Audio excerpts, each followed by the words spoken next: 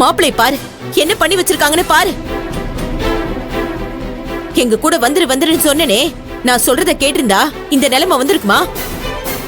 மாப்பிள, இப்பவாவது என் பொண்ணு கூட சேர்ந்து சந்தோஷமா ஒரு வாழ்க்கை வாழணும்னு நினைச்சா எங்க கூட வந்துருங்க. என்னங்க சொல்லுங்க.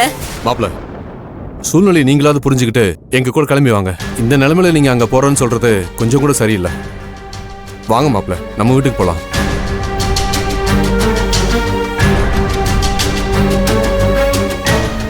இங்க பாரு செல்வி, அம்மா சொல்றத கொஞ்சம் காது கொடுத்து கேளு.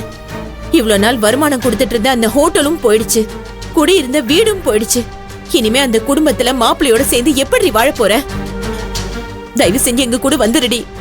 அம்மா சொல்றத கேளுடி, உன்னை கெஞ்சி கேக்குறேன்.